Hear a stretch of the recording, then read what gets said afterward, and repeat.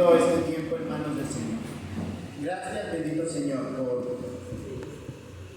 este día, por ser domingo, Señor, por poder recordar tu obra en la cruz y por poder también, Señor, encontrar y tener el tiempo para escuchar tu palabra. Señor, gracias por la palabra que tú nos has dejado. Gracias porque esta palabra nos habla de ti. Gracias, Señor, porque nos permites guardarla, memorizarla, y no solamente de forma intelectual, sino también, Señor, para vivirla cada día. Aplicarlo, Señor, en cada circunstancia, en cada situación que nosotros vivimos. Te ruego, Señor, que la porción que hoy vamos a estudiar, tú nos hables a través de ella. Danos entendimiento. Háblanos, Señor, y te rogamos sabiduría para poder discernir en nuestras vidas lo bueno, lo que te glorifica. Te lo pedimos en el nombre de Cristo Jesús. Amén. Vamos a Juan capítulo 17. Juan capítulo 17, verso 14.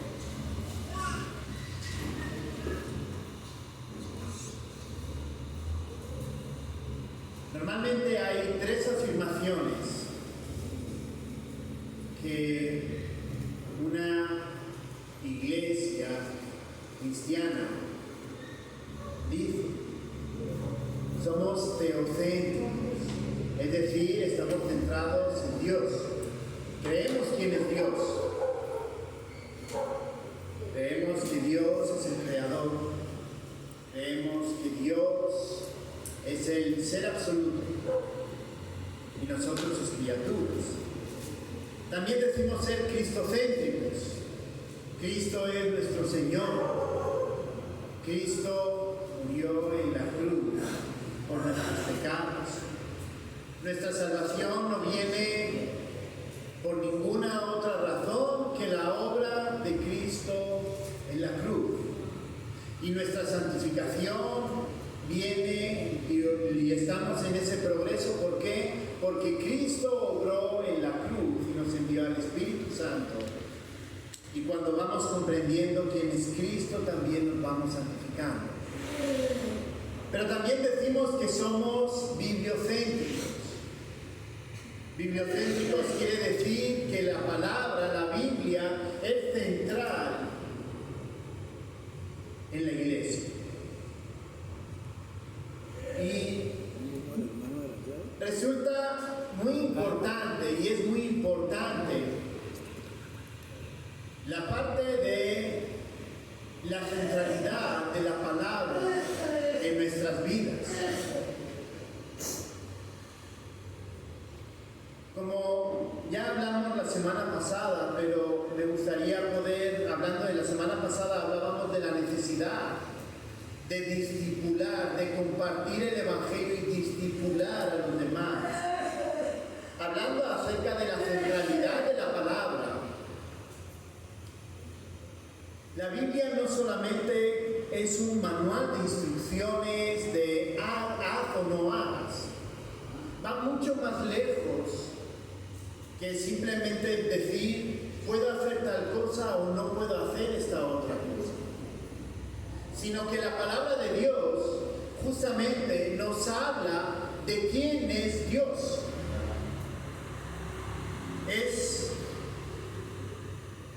Gramaticalmente es interesante, palabra de Dios, ese de es lo que se llama un genitivo. Y esa palabra lo que significa es que es la palabra que pertenece a Dios. Así que lo que tenemos nosotros entre manos es la palabra que pertenece a Dios, que nos habla de quién es Dios, nos presenta quién es Dios. Y por eso decimos que somos bibliocéntricos. ¿Por qué? Porque la palabra de Dios nos da o nos dice quiénes somos, nos dice quién es Dios y nos pone a Jesucristo como ejemplo de cómo debemos de vivir nosotros como creyentes también como iglesia. Cuando Juan está narrando en el capítulo 17 y pone la oración sacerdotal de Jesús, resulta muy interesante, versos 14 en adelante, ahora los vamos a leer, que justamente pone la palabra como tema central o como aspecto importante para el creyente. Vamos a leer Juan capítulo 17, versos 14 al 21. Juan capítulo 17, versos 14 al 21. Yo les he dado tu palabra, y el mundo los aborreció, porque no son del mundo, como tampoco yo soy del mundo. No ruego que los quites del mundo, sino que los guardes del mal. No son del mundo, como tampoco yo soy del mundo. Santifícalos en tu verdad. Tu palabra es verdad. Como tú me enviaste al mundo, así yo los he enviado al mundo. Y por ello yo me santifico a mí mismo, para que también ellos sean santificados en la verdad. Mas no ruego solamente por estos, sino también por los que han de creer en mí por la palabra de ellos, para que todos sean uno, como tú, oh Padre, en mí y yo en ti, que también ellos sean uno en nosotros, para que el mundo crea que tú me enviaste. Así que cuando hablamos de la palabra de Dios, para todos nosotros, de manera individual y como iglesia, la palabra de Dios debe de ser central, debe ser nuestro eje, como quieran llamarlo, nuestro fundamento para vivir el cristianismo. Hablábamos el viernes, continuando con el estudio de Gálatas, acerca del verdadero evangelio. Y el verdadero evangelio está sustentado en la palabra de Dios. El verdadero evangelio está sustentado en conocer la obra de Cristo. El verdadero evangelio está basado en el carácter de quién es Dios y de quién es el Hijo. Y veíamos y reflexionábamos acerca de cómo la palabra debe ser central en nuestra vida en todo momento. Porque cualquier tergiversación de ese evangelio, de esa palabra, Gálatas decía, sea anatema. Pero eso no son palabras de Pablo. O sea, eso no es una idea que se le ocurrió a Pablo, sino el mismo Jesús.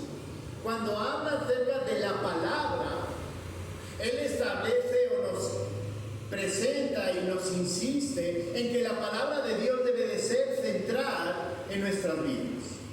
Verso 14 hasta el verso 16. Yo les he dado tu palabra. Es Jesús hablando, orando a Dios. Y Él dice, yo les he dado tu palabra. Y el mundo los aborreció, porque no son del mundo como tampoco yo soy del mundo. No ruego que los quites del mundo, sino que los guardes del mal. No son del mundo como tampoco yo soy del mundo. Cuando aquí está hablando Jesús, está orando por los discípulos y está orando por todos los que tienen que venir, nos está dando una pauta, es que el que obedece la palabra de Dios no pertenece al mundo. El que obedece la palabra de Dios es diferente a las personas que están allá afuera. Están en el mundo, pero no son del mundo. Son dos verbos que en español son muy distintos. Ser y estar. Una cosa es estar y otra cosa muy diferente es ser. Puedo estar en un lugar sin ser de ese lugar. Puedo estar en el mundo, pero no ser del mundo. Y aquí la diferencia entre ser y estar radica en lo que comienza diciendo el versículo 14. Yo les he dado tu palabra. Cuando decimos que somos creyentes, cuando decimos que amamos a Dios,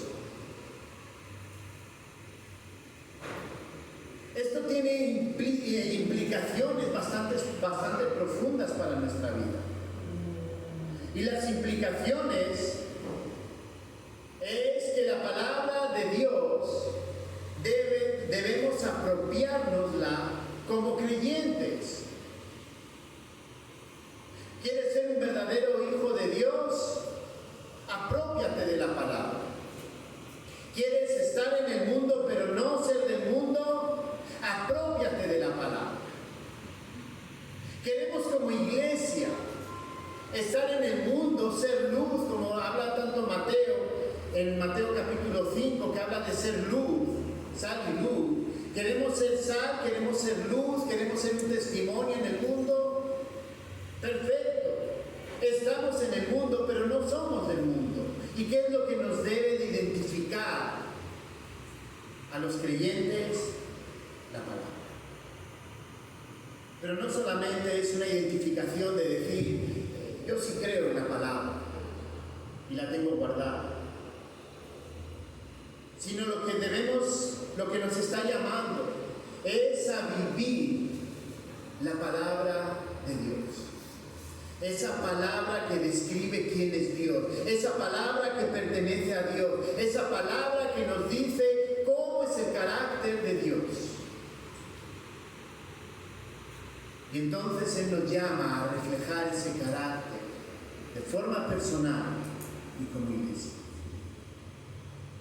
No, nosotros no hacemos esto, no hacemos aquello. No, nosotros entendemos que si quiero vivir con alguien me tengo que casar. Entendemos que el domingo es para el Señor, entendemos. Pero hermanos, la pregunta va mucho más lejos que aspectos generales del cristianismo. Va mucho más lejos porque es ¿cómo respondo yo al vecino? ¿Lo respondo de manera correcta? ¿O le respondo pues menospreciándolo? ¿Cómo respondo ante las necesidades de las personas que nos rodean?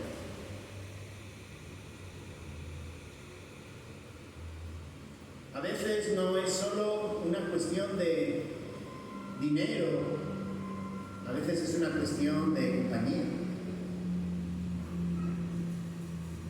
A veces es una cuestión de pasar tiempo con alguien. Y de esa manera mostramos el amor del Señor, que es parte de la palabra que nos ha dado el Señor. A veces cómo tratamos a nuestros hermanos. El Señor nos llama a ser sacerdotes, no a juzgar, no a condenar. El Señor nos llama a animar, a exhortar, para que esa persona pueda comprender el amor del Señor, pueda comprender el perdón de Dios, pueda comprender la misericordia de Dios y caminar más cerca del Señor. Por eso digo, no es solamente los aspectos externos, que es una parte, sino también el cómo la palabra de Dios va transformando pequeños detalles que muchas veces, pues digamos, de una manera así podemos ocultar. El rencor, odio, falta de ayuda, falta de amor, etc. Y ahí es donde comienza realmente el ser diferentes a mí. Yo les he dado tu palabra, yo les he dicho cómo deben de ser, yo les he dado la descripción de quién es Dios a través de la obra que yo voy a hacer en la cruz. Y el mundo que hace, rechaza, aborrece a los que viven de esa manera. Porque ellos están en el mundo, pero no son del mundo. Somos diferentes. Cuando la palabra de Dios nos transforma, somos diferentes.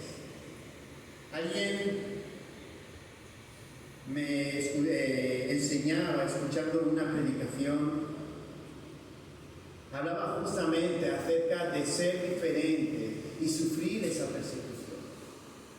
Y él decía, bueno, hoy día en los países occidentales, en los países cristianizados, ser cristiano no supone, entre comillas, una persecución. La pregunta que él hacía, y es una pregunta que debemos hacernos a nosotros, es ¿cuánto realmente estamos viviendo nosotros el carácter del Señor? ¿Cuánto estamos viviendo la palabra del Señor? Porque la palabra del Señor causa problemas, muchos problemas. Causa problemas en el trabajo. Porque la ética me obliga a mí a ser diferentes al resto. Me obliga a tener disposición. Me obliga a llegar a la hora. Me obliga a estar preparado a la hora. Me obliga a ser un buen jefe o un buen colaborador. Me obliga a hacer las cosas con corrección y les aseguro que a muchos compañeros eso no les gusta. Porque los deja en evidencia. Por eso no les gusta. Porque un verdadero creyente es diferente, actúa de manera diferente en el trabajo que los del mundo. Está en el mundo, pero es diferente al mundo. Un verdadero creyente es diferente allá donde está viviendo y causa división. Causa división porque quizá estás ayudando a un vecino que nadie lo quiere y mira lo que está haciendo. Quizá causa problemas porque cuando tú haces las cosas correctamente no tienen nada que decirte en tu contra y entonces eso también produce rabia. Porque cuando ves necesidad, aunque te toque barrer el pasillo, la acera, y no es lo tuyo, no, por decir así, no te toca a ti, pero tú sabes que un creyente debe tener una casa en orden, debe tener una casa presentable, entonces te tomas el tiempo y tu acera está muy bien y la acera de los demás está muy sucia, eso también causa problemas.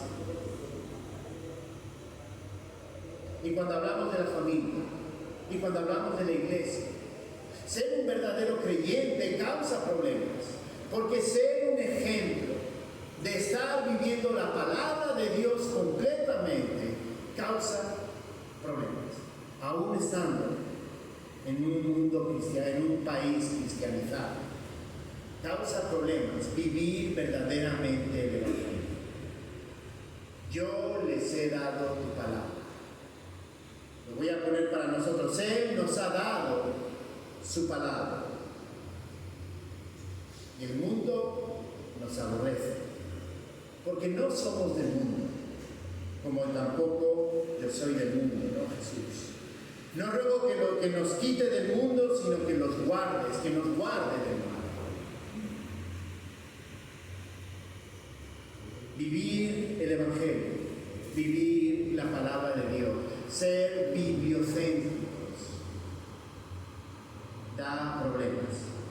Pero el Señor nos ha dejado aquí justamente para hacer esa luz, esa sal y poder presentar quién es Cristo. En segundo lugar, hablando acerca de la palabra, continúa diciendo, verso 16, no son del mundo, como tampoco yo soy del mundo. Ahí lo hemos dejado. Verso 17, santifícalos en tu verdad. Tu palabra es verdad. Como tú me enviaste al mundo, así yo los he enviado al mundo. Y por ellos yo me santifico a mí mismo, para que también ellos sean santificados en la verdad. Hablando acerca del bibliocentrismo, de que la palabra de Dios sea central en nuestra vida, tanto personal como iglesia. Debemos de comprender que lo único que nos puede santificar es la palabra de Dios. ¿Por qué? Porque la palabra es verdad. Y aquí tenemos un paralelo con Juan 14:6. Juan 14:6, estamos en el mismo tiempo, en el mismo momento. Y Juan 14:6 dice, yo soy el camino, yo soy la verdad, yo soy la vida.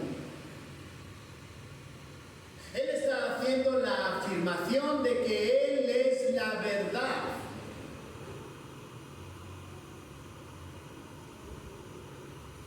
Y el que dice, santifícalos en tu palabra es verdad.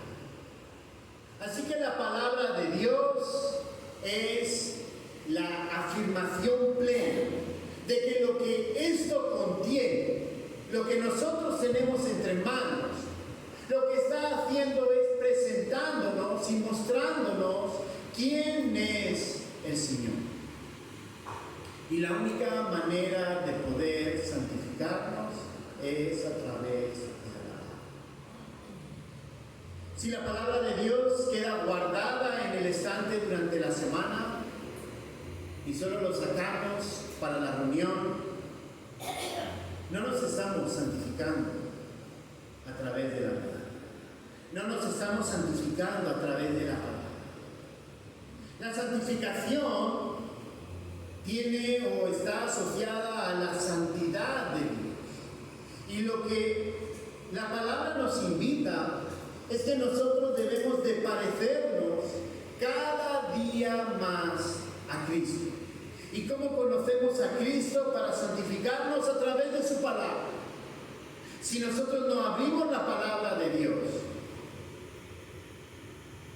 no hay santificación. El hermano Andrés, en una ocasión que él estaba participando, él decía, lo más importante es la palabra. Lo demás son añadidos, explicaciones a la palabra, a la Biblia. Pero lo importante, lo central que se debe de escuchar es la palabra. Si por las mañanas tenemos un libro devocional, me parece estupendo que podamos tener la oportunidad de tener un devocional donde nos puedan explicar algo. Pero si el devocional va antes y no abro la palabra, hermanos, algo está mal. La prioridad es la palabra y después va el resto. Porque lo único que puede transformarnos a nosotros es la palabra de Dios. ¿Por qué? Porque la palabra es verdad. No es una verdad, es verdad. No tiene ni siquiera artículos. Es verdad, es una descripción absoluta. Lo único que nos puede transformar de manera personal y como iglesia es la palabra.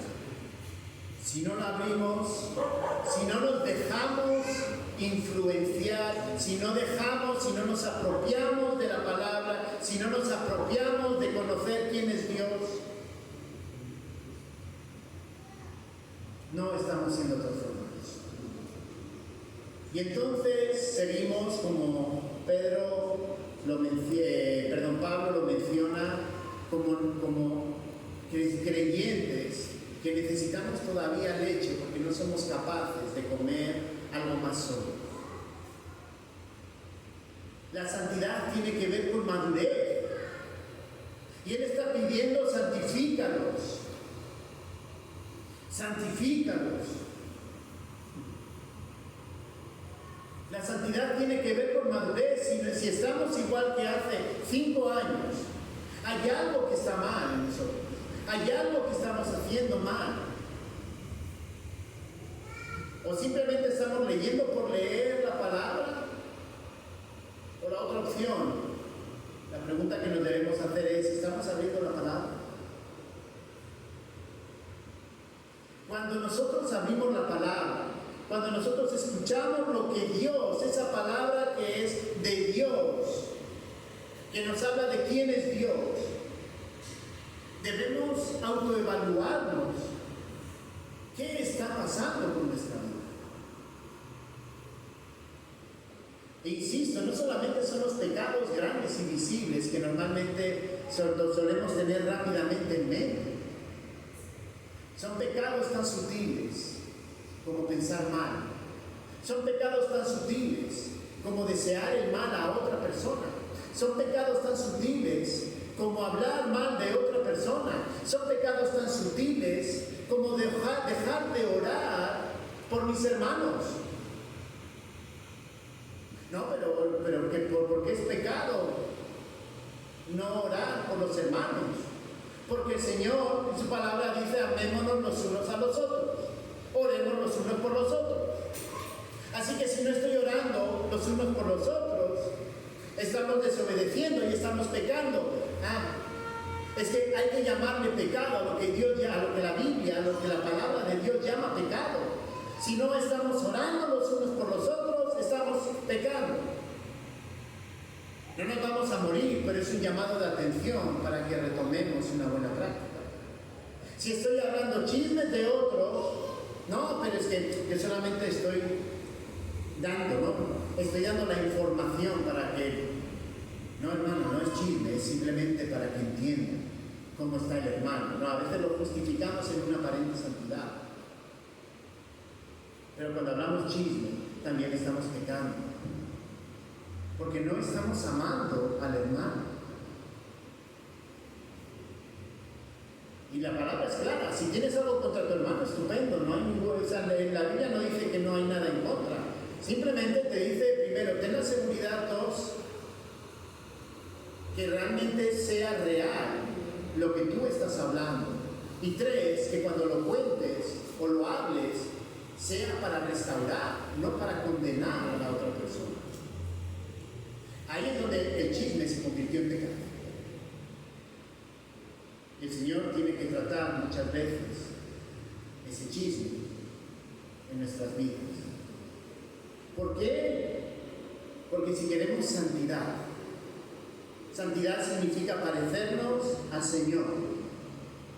Que el Señor es verdad, por lo tanto su palabra es verdad y nos dice no tengan chismes o no hagan chismes. Gálatas lo dice, Primera de Corintios también lo dice, y lo pone al mismo nivel que el adulterio, lo pone al mismo nivel que robar, lo pone al mismo nivel que el homosexualismo. No es un pecadito, es un pecadote tan grande como lo que nosotros les llamamos pecados grandes. Si nosotros somos bibliocéntricos, debemos de buscar en la palabra de Dios, apropiárnosla. ¿Para qué? Para que el Señor vaya tratando nuestro corazón, para que el Señor vaya tratando nuestro carácter. Y si hay alguno que no ha creído, pues francamente el primer paso de uno creyente para poder santificarse, para poder parecerse al Señor, es creer en la obra de Cristo en la vida. para nada si tú realmente no entiendes que tu pecado te aleja del Señor.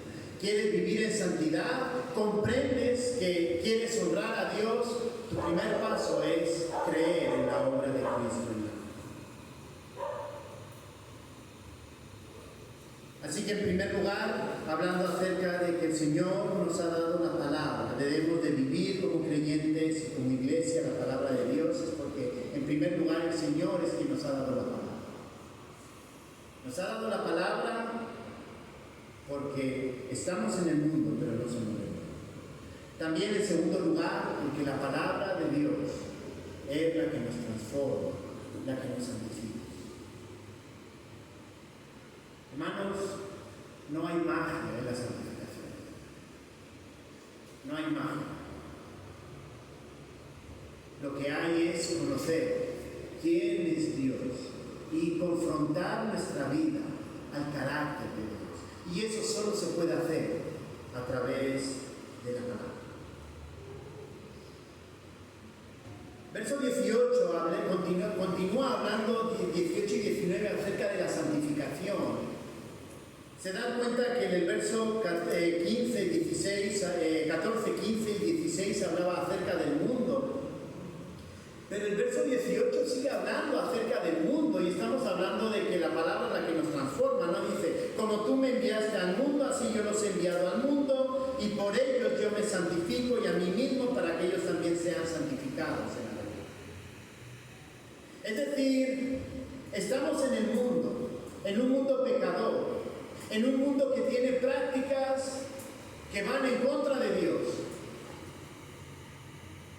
Pero si realmente la palabra de Dios nos transforma, nosotros debemos evidenciarlo a través de nuestras vidas. El Señor nos llama a apartarnos a hacer una comunidad en lo alto de la montaña es que no nos vamos a mezclar con ellos, no. El Señor nos llama a que la palabra nos santifica, nos transforma y entonces estamos en medio de una comunidad de pecadores, para que esa palabra transforme la vida de los demás. Por último, versos 20 y 21, termina diciendo, mas no ruego solamente por estos, sino también por los que han de creer en mí por la palabra de ellos, para que todos sean uno, como tú, oh Padre, en mí y yo en ti, que también ellos sean uno en nosotros, para que el mundo crea que tú me enviaste. Uno, la palabra de Dios nos hace cuerpo. La palabra de Dios nos hace ser iglesia. Es interesante que cuando está hablando de la palabra, está hablando de irla transmitiendo de generación en generación. El mismo Jesús lo afirma. Dice, no solamente por esos discípulos que estaban allá con él, sino también por los que han de creer en mí, por la palabra de ellos. Hay un llamado a nuestra responsabilidad de compartir la palabra de Dios.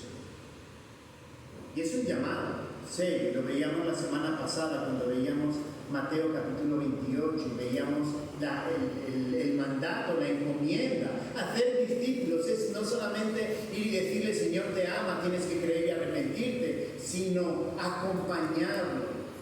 Y veíamos también que no es solamente únicamente para los más cercanos, que obviamente esos van a ser nuestra primera responsabilidad, sino para todos, ¿no?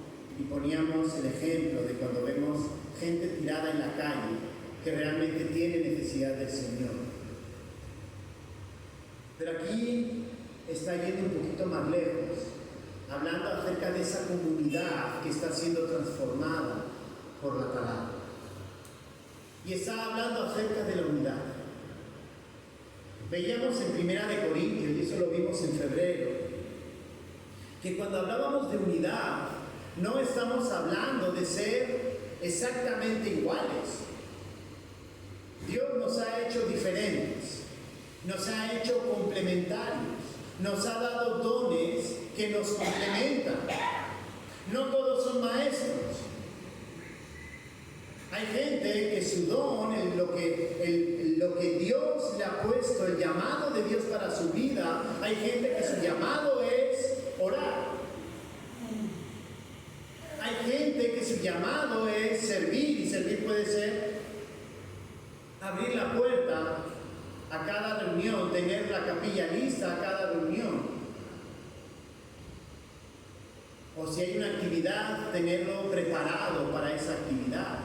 Hay dones que no son solamente la enseñanza, sino hay muchos más dones. Y eso ya sería otro tema un poquito más largo, hablar acerca de los dones. Pero que si tú eres creyente, si yo soy creyente, Dios te ha puesto al menos un don, y ese don es algo que Dios te ha dado cuando has creído para servir. Y siendo diferentes, ¿qué está diciendo aquí? Que todos sean uno. La unidad no tiene que ver con ser iguales. La unidad tiene que ver con que siendo diferentes, caminamos todos en la misma dirección. Y el fin de la unidad no es solamente mostrar orden. El fin de la unidad, el fin de que todos trabajemos colaborativamente, porque eso es ser iglesia, eso es ser iglesia. Es un cuerpo que todos juntos, apoyándose o poniendo su don al servicio del Señor, nos edificamos y caminamos todos juntos. Pero todos juntos, no unos poquitos y los demás a ver qué hacen. No, es todos juntos, trabajando todos juntos.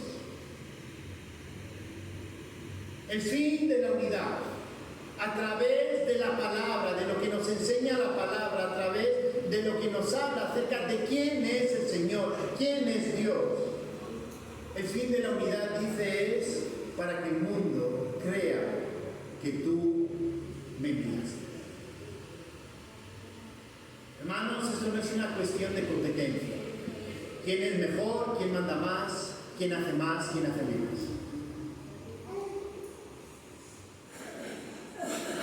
Lo que el Señor está orando, esa oración sacerdotal, Juan capítulo 17, y sería bueno que si hoy pudieran leerlo entero, realmente esa oración es algo increíble, porque realmente como el Señor se preocupaba por su iglesia. Pero su preocupación era tal que para Él la unidad a través de la palabra, a través de conocer quién es Dios, a través de la santidad de Dios por su palabra, es para que nuestro testimonio allá afuera, la gente cuando nos vea digan, estos son diferentes.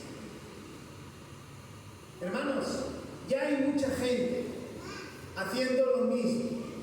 Ya hay mucha gente que dice ser creyente y vive como cualquier inconverso. Nosotros no somos quienes para juzgar si es creyente o no. Pero es que un verdadero creyente, y eso lo enseña Mateo, Marcos, Lucas y Juan, y lo está enseñando Jesús, un verdadero creyente vive y responde a la justicia de Dios, vive diferente. Y no es solamente porque lo que dice, sino por lo que hace. Y entonces cuando la iglesia vive diferente, cuando el cuerpo de Cristo es diferente, sí, pues va a haber persecución, es cierto, porque vamos a hacer la diferencia.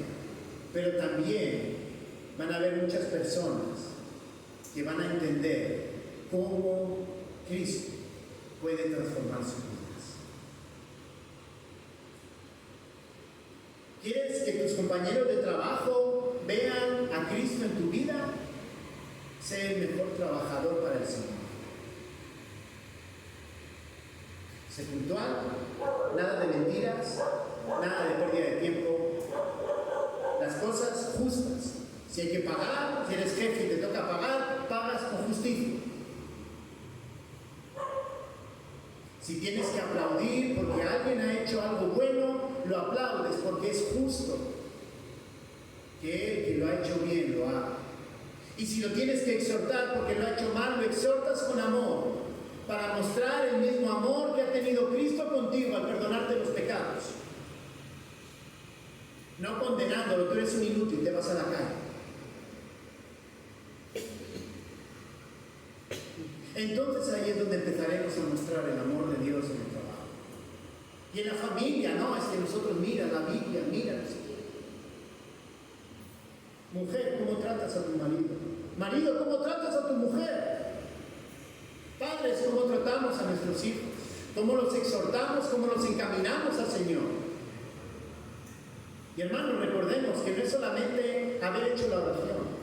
Hay muchos que hacen la oración y realmente no se han convertido. Sino que cuando tú eres padre, tu deber es encaminar a que vivan una vida piadosa en base a la palabra. Y ahí es donde se ve el testimonio. Y ahí es donde se ve que hay un verdadero creyente. Ese es nuestro deber como padre. Que toca corregir, se corrige.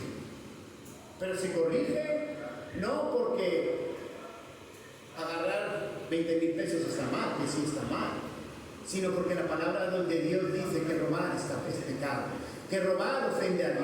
Al primero que está ofendiendo el niño al quitar el dinero a sus papás no es al papá, es a Dios. Y tiene que entenderlo. Y cuando los hijos se sujeten a los padres y honren a sus padres, como habla eso, ustedes dirán, uy, esa familia es diferente. Los hijos no se sujetan a los padres por temor, se sujetan porque hay algo dentro de ellos que realmente entienden que deben sujetarse a los padres. Uy, mira esos padres, son padres que corrigen, pero son padres amorosos, igual que el padre es amoroso con sus hijos. Mira ese esposo que trata con amor, trata con respeto a la esposa. No somos perfectos y nos equivocamos. Pidamos perdón y sigamos intentándolo, sigamos cambiando. Mira esa esposa en una sociedad donde ahora el feminismo ni saben definir el feminismo que es. No, es el derecho de la mujer a hacer lo que le da la gana, es básicamente la definición. Miren, una esposa que se sujeta a su marido no porque la va a golpear o porque le va a hacer algo, porque le va a echar de casa, sino porque ama a su esposo y entiende que hay un orden dentro de una familia. Yo quiero una familia como esa. Pero si la palabra de Dios no nos transforma en el ambiente laboral, en el ambiente familiar, en el ambiente de iglesia, la palabra de Dios no nos transforma, no hay santidad. Y tampoco logramos la unidad como testimonio para la gente de la calle. Que el Señor nos ayude, primero como creyentes y segundo como iglesia, a estudiar seriamente, a comprender quién es el Dios de la palabra, de quién está hablando. Lo único que te puede transformar es el Señor. Y para que el Señor te transforme, tenemos que estudiar, tenemos que leer la palabra. Que el Señor nos ayude. Gracias, bendito Señor, porque tu palabra nos transforma. Señor, ayúdanos. Ayúdanos a ser bibliocéntricos. Señor, que la palabra, tu palabra, sea central en nuestras vidas. Señor, ayúdanos a transformar nuestro carácter. Señor, ayúdanos a sujetarnos a lo que tu palabra dice. Que tu palabra, que describe quién eres tú, realmente nos cambie. Te lo rogamos, Señor, en